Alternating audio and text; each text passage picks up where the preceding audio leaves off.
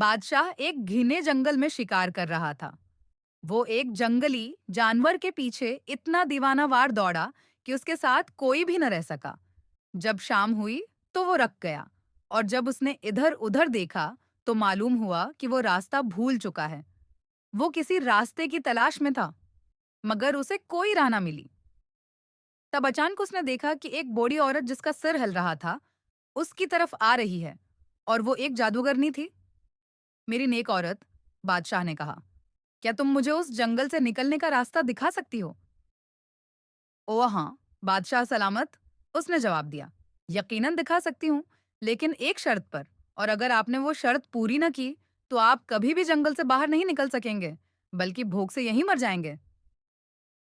क्या शर्त है? बादशाह ने पूछा। मेरी एक बेटी है, बूढ़ी ने कहा।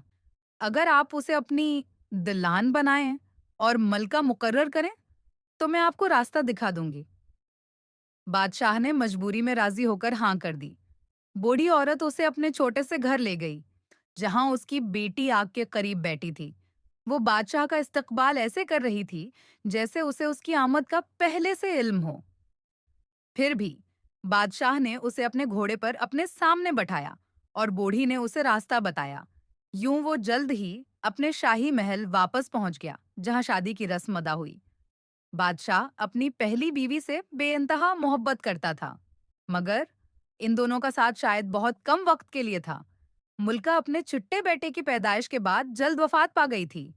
बादशाह की पहली बेबी से 7 बच्चे थे, 6 बेटे और एक बेटी, जिनसे वो दुनिया भर से ज्यादा मोहब्बत करता था।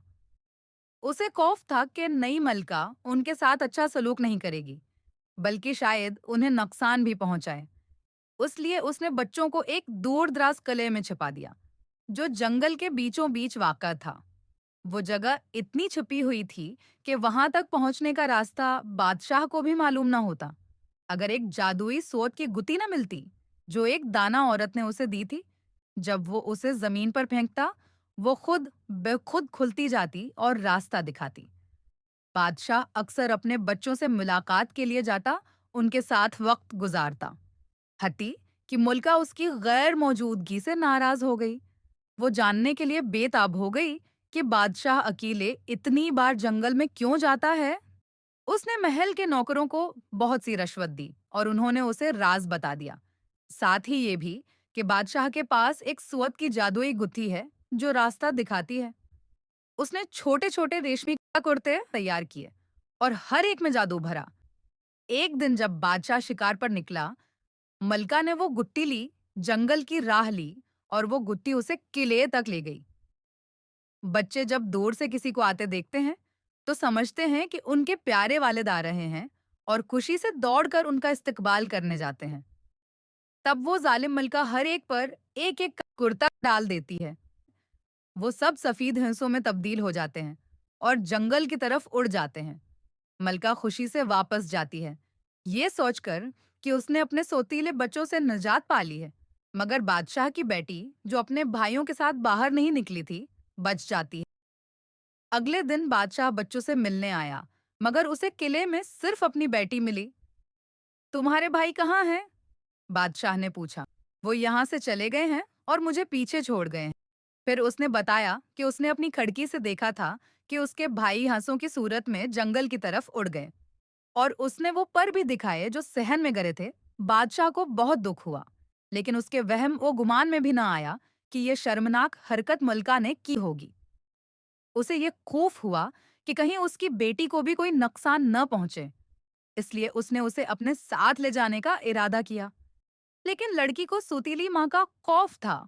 उसने बादशाह से अल्तजा की कि उसे एक रात और उसी जंगली किले में रहने दिया जाए। चुनांचा रात हुई तो वो वहां से चुपके से निकल गई और सईदी जंगल की तरफ रवाना हो गई। वो पूरी रात और अगला दिन चलती रही, यहाँ तक के थकन से निढाल हो गई।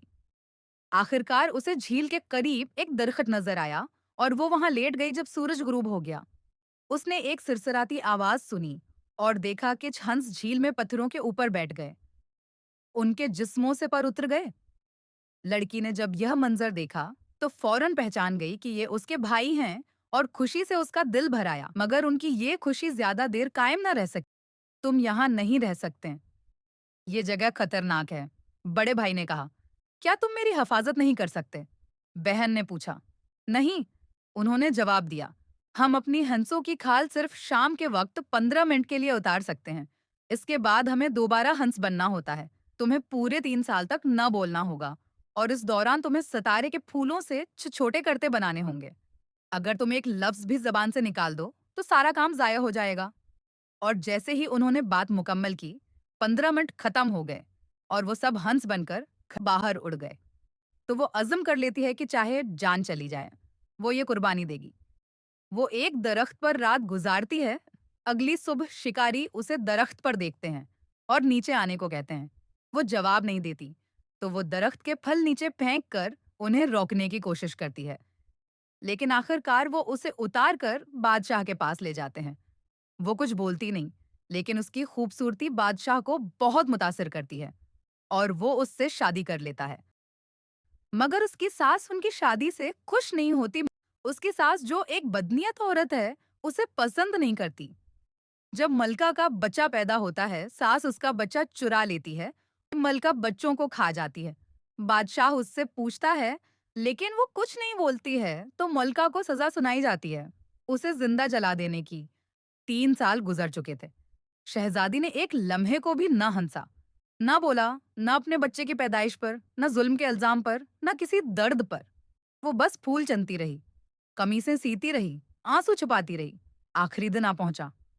कमीजें मुकम्मल थीं, बस एक कमीज की बाएं आस्तीन बाकी थी। मगर वक्त खत्म हो चुका था। अब सजा का दिन था। अवाम इकट्ठे हुए, जलती लकड़ियों का अंबार तैयार था। शहजादी को बगैर किसी जुर्म के जिंदा जला देने का हुक्म सुनाया जा चुका था। बाजुओं पर कमीसें थामे खामोशी से लुकड़ियों के ढेर पर चढ़ गई। और तब फजा में हल्की सी गर्ज के साथ सफेद हंस आसमान से उतरने लगे। वो एक के बाद एक उन पर कमीसें डालने लगी। पहला हंस, फिर दूसरा, तीसरा। हटी की पांचों कमीसें पहनकर अपने इंसानी रूप में वापस आ गए। जब उसने चिट्टी कमीज सबसे छोटे भाई पर डाली, मगर उसका बायां बाजू अभी भी हंस का पर था, एक यादगार उस कुर्बानी की जो रह गई थी। भाइयों ने उसे गले लगा लिया, आंसुओं से उसका दामन नम कर दिया। बादशाह हैरान रह गया। उसके दिल की धड़कन भी गोया थम गई और सबके सामने उसकी सच्चाई को तस्लीम किया। सास को भी उसके किए की सजा मिली और उसे उम्र भर के लिए जेल में डाल दिया गया। फिर महल में एक नई जिंदगी का आगाज हुआ। शहजादी अपनी औलाद के साथ, अपने भाइयों के साथ और बादशाह के साथ एक पुरामन प्यार भरी जिंदगी गुजारने लगी। और छठा भाई, जिसका एक बाजो हंस का रह गया था, वो सबसे ज्यादा प्यारा था, क्योंकि वो शहजादी की खामोशी और वफा का मुजस्सम निशान था।